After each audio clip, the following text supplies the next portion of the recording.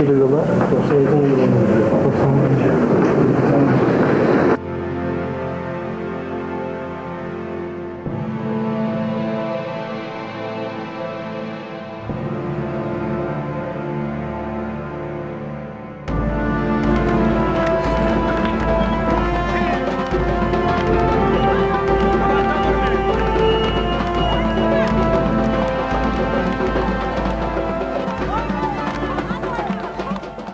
Xoş gördük əziz dostlar, hər vaxtınız xeyir olsun. Bugünkü qonağımız Şəmkir rayonundan olan keçmiş hərbi əsir Ceyhun Tanrıverdiyevdir.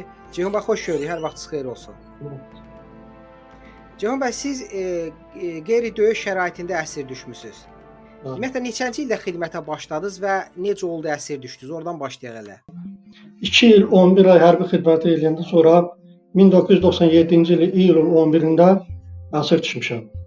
Daşkəsən rayonunun Alıxançalı kəndində. Dumana düşdüm orada. O qonşu posta keçirdim. O qonşu posta tanımadım. Yolu səhv saldım. Azdım. İstədim ki, qayıdım öz postumuza.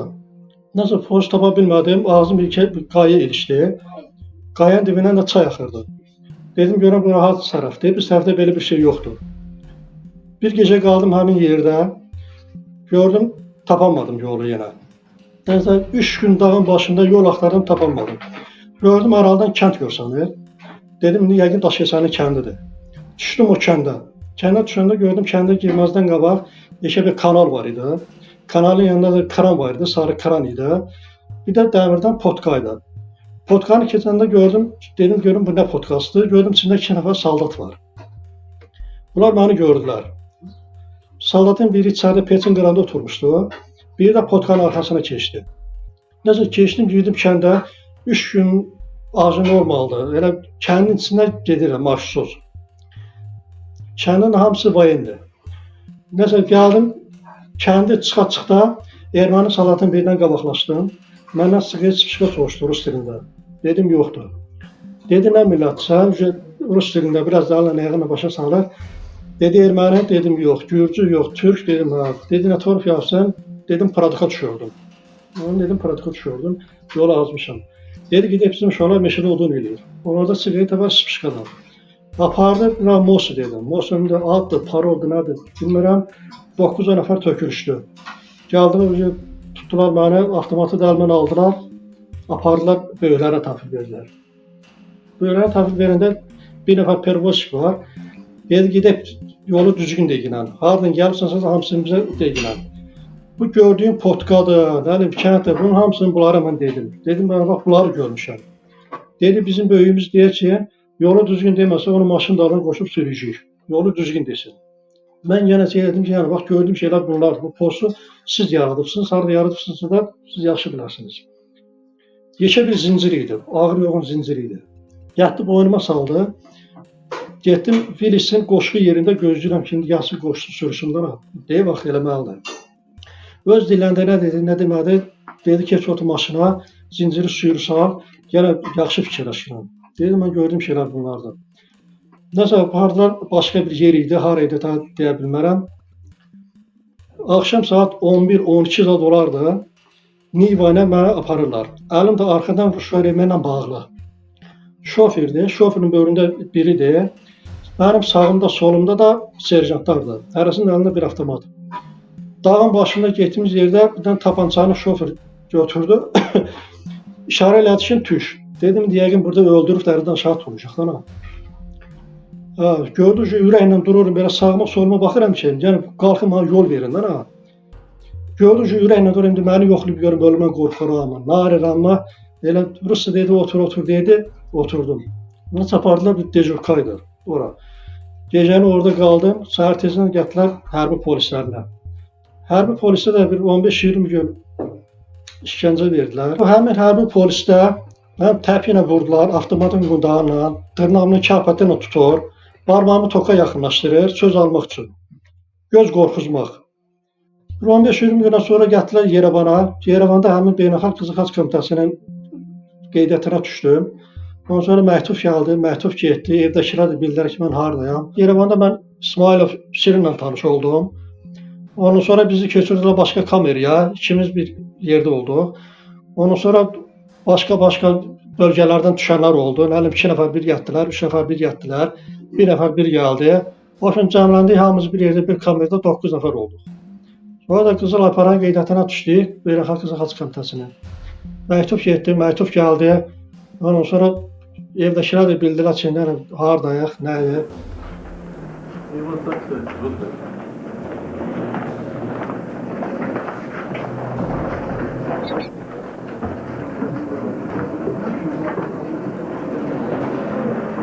Beynəlxalq Qızıl Xaç Komitəsinin qeydiyyatına düşəndən sonra işgəncələr olmadı. Xeyr. Yeməklər çox zəif idi, sonra yeməyini yeməyə dəyməzdi də. Yəni məcbur idik belə mədəmizi allatmaq üçün də, indi xəstəlik tapmamaq üçün belə eləyirdik. Ağladırdıq özümüzə. Belə.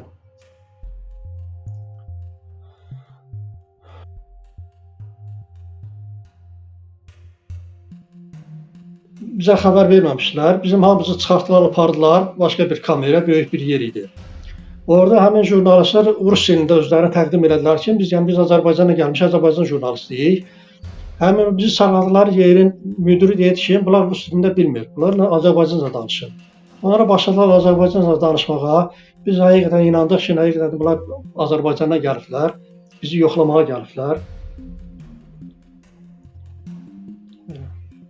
Şəmkir rayonu Qaracan bir çayı. Orada sözü duman düşüyor. Siz de həmin vaxtda bir yola 97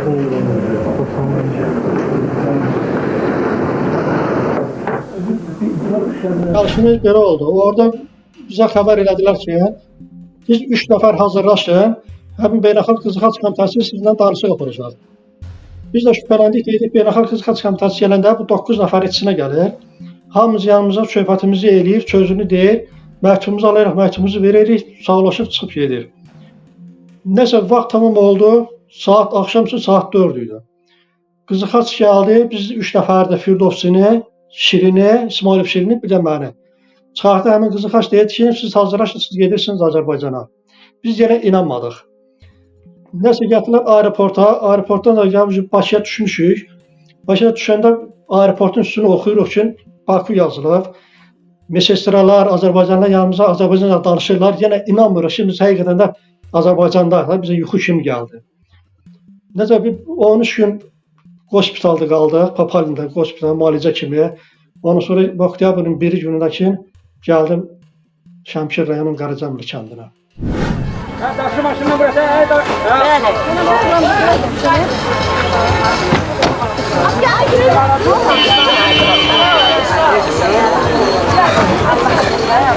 Gel. Hadi buraya.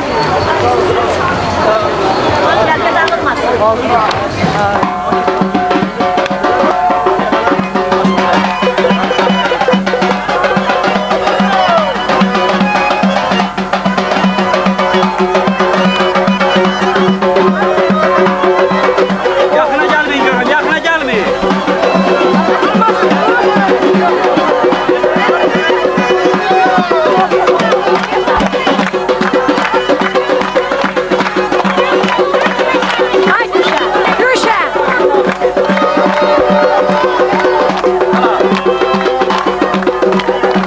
Onu televizorda gördülər. Televizorda xəbərlərdə eşitdilər ki, 3 nəfər Azərbaycan əsiri gəlib. Gecə saat 12 xəbərlərini gözləyib atam görüb ki, biri mənəm. Aeroporta düşdüyüm yeri televizorda görür.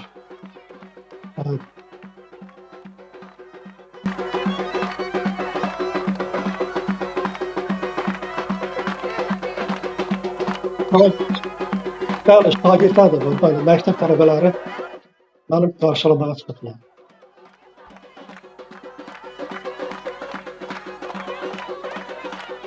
Xeyr.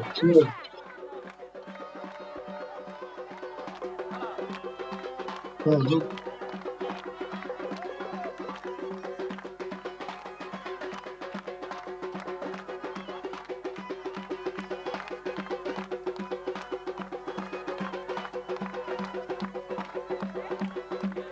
Çok tatlı günler oldu.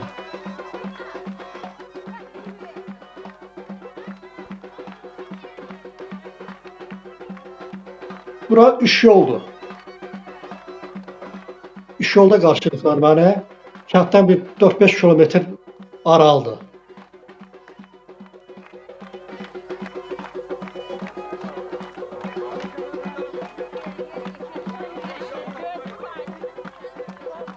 Evdə qarşıladı. Onlar evdə qarşıladı. Bunlar da hamısı yaxınlarımdır.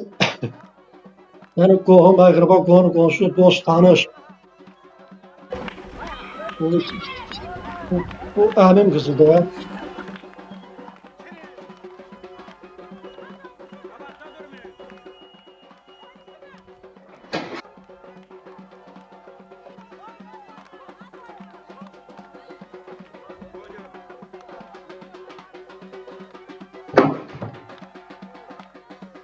Kənddir. Kəndə gəldim. Evə gəldiyim idi bu kənddən. Bu əmim qızı. Nurə.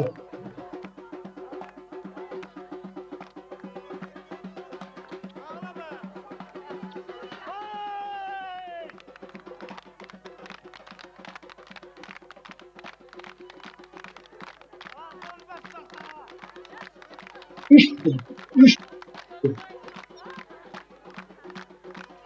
Bəli, bəli. Gülərim.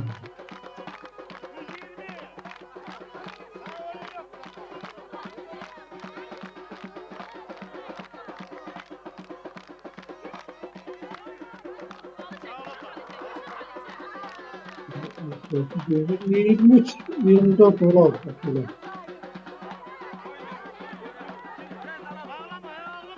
76 tabanı da.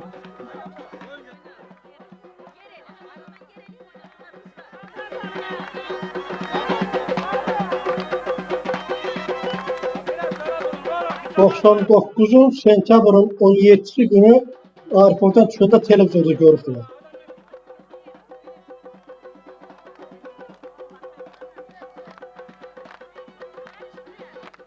Oldu bir 25 gün, bir ay daha böyle.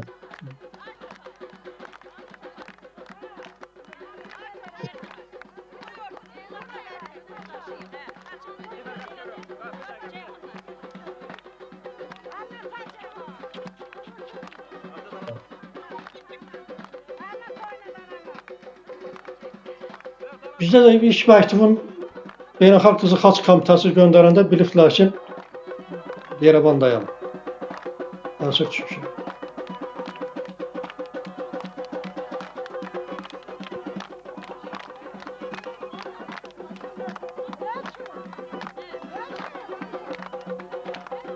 Hayır. Yəni ilk məktubumda Beynəlxalq Qızıl Xaç Komitəsi məktubu gətirəndə bildirər ki, mən Yerevandayam. Ya da bilmirlər.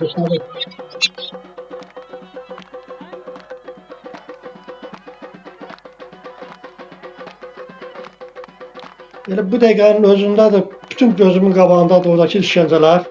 Yəni döyməkləri, vurmaqları, zincirlə boynuma salmaqları, barmağımı toka verməkləri, dırnağımla kərpətlə tutmaqları. Bu dəqiqənin özündə də mən əsirəm, danışa bilmirəm, əsəbiyəm. Dişlərimə kimi tökülübdür mənim. Ne?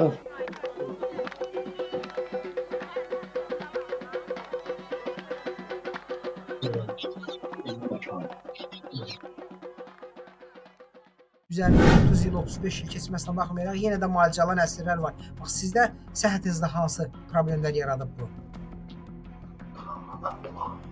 Gecələr yata bilmirəm. Qışqırıram. Özüm yerdən qalxıb gedirəm. Çox şeylər.